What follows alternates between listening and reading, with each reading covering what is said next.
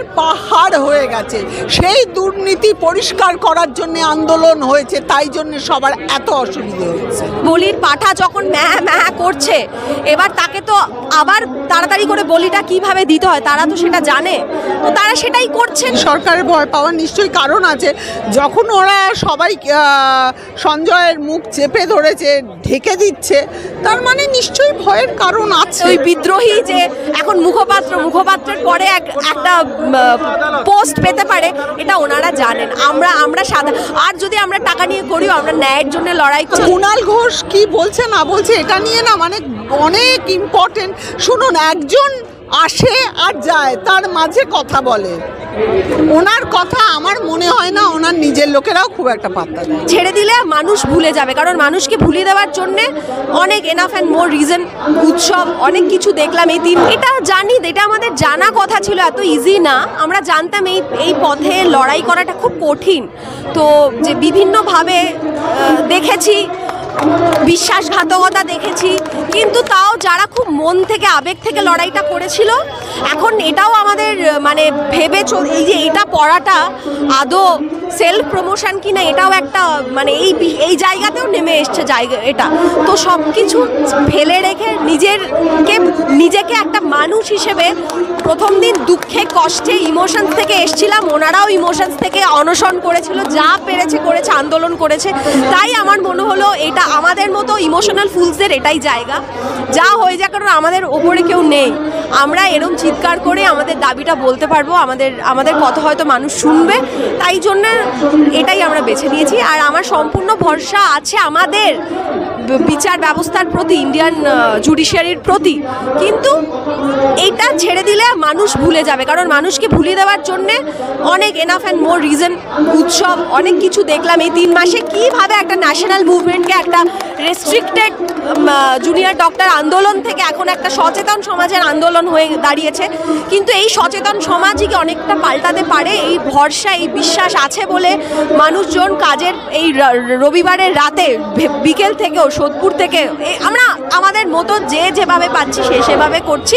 ওই ভরসায়, ওই বিশ্বাসে বিভিন্ন পেশা থেকে মানুষ নিজের কর্ম মানে কাজকে পজ করে হোক, কাজ শেষ করে হোক, ডক্টরসরা তাদের নিজস্ব ট্রিটমেন্ট শেষ করে হোক, যেভাবে পারুক তারা আসছে। আবার হয়তো তারাও কাজে ফিরে যাবে, আমরাও কাজে ফিরে যাব, যেখানেই ফিরে যাই না কেন। আজ থেকে 20 বছর পর হলেও যদি বিচার বাকি থাকে, তখনই একই কথা বলবো যেটা বলেছি। 14ই অগস্ট যখন আমরা দেখেছিলাম কিছু পুলিশ হোস্টেলের মহিলাদের ওয়াশরুমে টয়লেটে গিয়ে লুকিয়ে বসেছিল তারা, তাই তো সেই অপদার্থতা আমরা যেটার জন্যে রাত দখলটাকেও মেলাইন করার জন্যেই এত বড় যে ভ্যান্ডালিজম সারা দেশ বিদেশে ছড়িয়ে গেছে।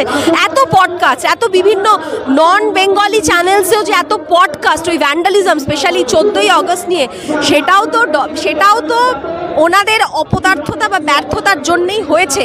এবার যখন ডিরেক্ট বলছে আর কি, বলির পাঠা যখন ম্যাঁ করছে, এবার তাকে তো আবার তাড়াতাড়ি করে বলিটা কিভাবে দিতে হয় তারা তো সেটা জানে, তো তারা সেটাই করছেন। কারণ এবার উনি যদি একটাই ভরসা, উনি যদি রাজসাক্ষী হয়ে যায়।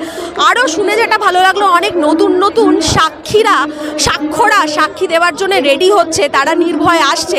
তাই আমি প্রেয়ার ছাড়া এখন আমরা কিছু করতে পারি না, চিৎকার ছাড়া কিছু করতে পারি না। চিৎকার মানে এইভাবে এই সমাবেশে এটাই বলতে চাই যে আরও মানুষ যদি কিছু জেনে থাকেন, মানে যারা সত্যি দে নো এনিথিং, তারা প্লিজ এগিয়ে আসুন। আপনারাই পারেন আমাদের সবাইকে জয়ী করতে। সরকারের ভয় পাওয়ার নিশ্চয়ই কারণ আছে।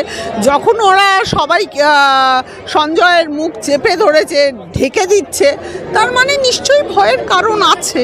তাই জন্যেই শুনুন, একটা পরিষ্কার কথা, বিনীত গোয়েলের পদত্যাগের দাবিতে আমরা সকলে জুনিয়র ডক্টরস ফ্রন্ট প্রত্যেকে আমরা মানে আন্দোলন করেছিলাম। ওখানে রেল গেট দিয়ে ওটা বন্ধ করানো হয়েছিল। আমরা পদত্যাগ চেয়েছিলাম, তারপরে কিন্তু ওকে সরানো হলো। তার মানে পদত্যাগটা ঠিক ছিল, আমাদের চাওয়াটা ঠিক ছিল। একটা করে আমাদের দাবি যে কতটা ঠিক, এই যে ডাক্তারদের দাবি 10 দফা দাবি যে কতটা একেবারে ঠিক যেটা সমাজের জন্যে, তাদের নিজস্ব কোনো রাজনৈতিক উদ্দেশ্যের জন্য নয়। এটা পরিষ্কার হয়ে গেছে, প্রত্যেকটা মানুষের কাছে এটা পরিষ্কার হয়ে গেছে। সুতরাং এটা মেনে নেওয়া ছাড়া আর কোনো উপায় নেই যে এই থ্রেড কালচার, এই দুর্নীতি, স্বাস্থ্য ভবনের দুর্নীতি, মেডিকেল সেক্টরের দুর্নীতি, ভেজাল ওষুধ, ভেজাল জিনিসপত্র, থ্রেড কালচার, একটা বেড পেতে টাকা দিতে হচ্ছে, মর্গ থেকে ডেড বডি পাচার হয়ে যাচ্ছে, চোখ উপড়ে যাচ্ছে, কি না কি হচ্ছে, এইগুলো তো বন্ধ হওয়া দরকার, মানে কি আবশ্যক।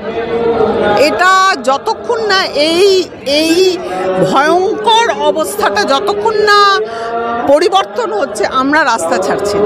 দুর্নীতির পাহাড় হয়ে গেছে, সেই দুর্নীতি পরিষ্কার করার জন্য আন্দোলন হয়েছে, তাই জন্য সবার এত অসুবিধে হচ্ছে।